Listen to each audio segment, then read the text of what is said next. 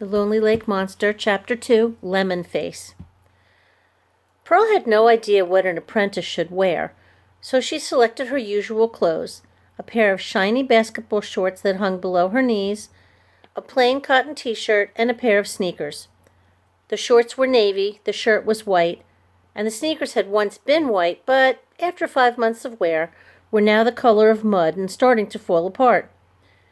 She pulled her long blonde hair into a ponytail because she liked the way it felt when it swayed back and forth.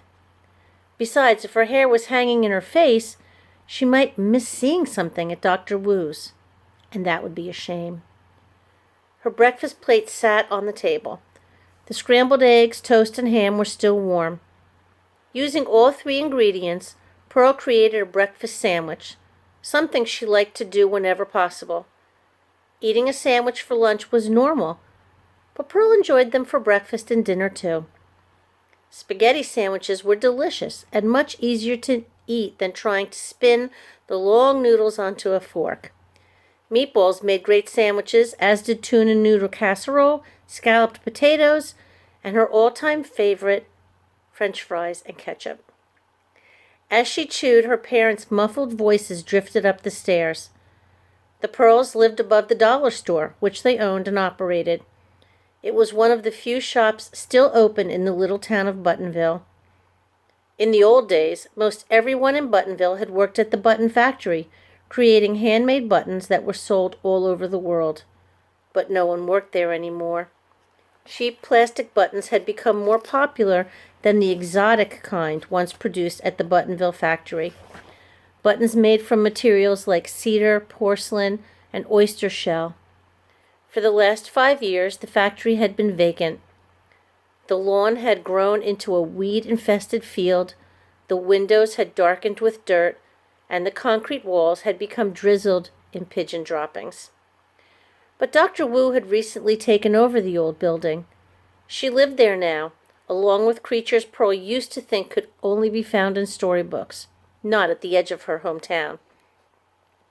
She finished the breakfast sandwich, drank a glass of milk, then hurried downstairs to the dollar store. Pearl's parents were busy unpacking boxes that had recently been delivered. They both wore green aprons embroidered with the slogan, "You get more at the dollar store." Pearl's apron hung on a hook near the cash register. She wouldn't need it today.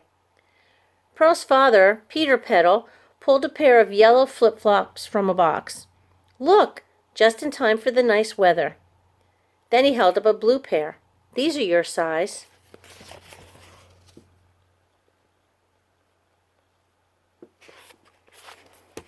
"Great," Pearl said. She kicked off her sneakers and slid her feet into the rubber shoes. They fit perfectly, and they matched her blue shorts. "The mirrors came in," Mrs. Petal said as she peeled open a different box.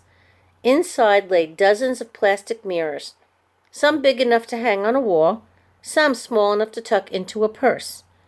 This was the best part of owning the dollar store.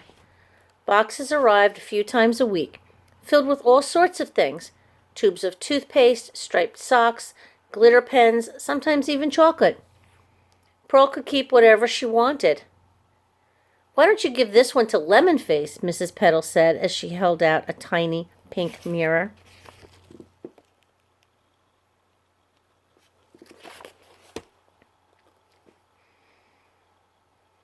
In her rush to get to Dr. Wu's, Pearl had almost forgotten to feed the bird. She grabbed the pink mirror and opened the cage. "Hi, Lemon Face." The yellow parakeet was busy looking into a silver mirror that Pearl had given him a few months ago. She clipped the pink mirror to the cage, then filled the seed and water trays. Lemon Face scuttled to the end of his perch and began to twitter at his reflection in the new mirror. "He seems happy," Pearl said as the parakeet bobbed his head and sang a little song. "He thinks he's made a new friend." Mr. Petal opened another box, this one filled with greeting cards.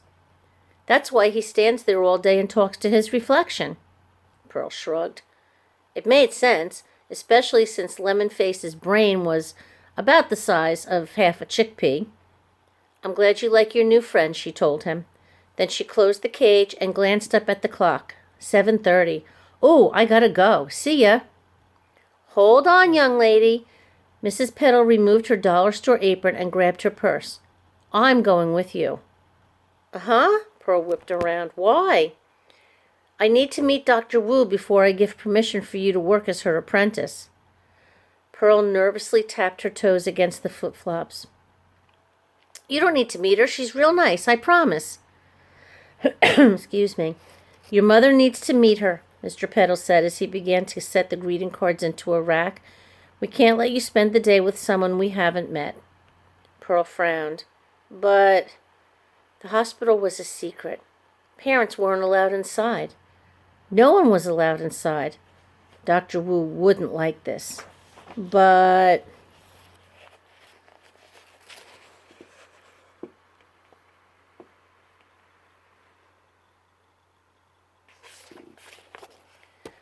what are you waiting for? Mrs. Petal asked as she held open the dollar store's front door.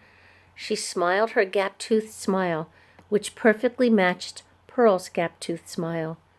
You don't want to be late on your first date, do you? Pearl shook her head.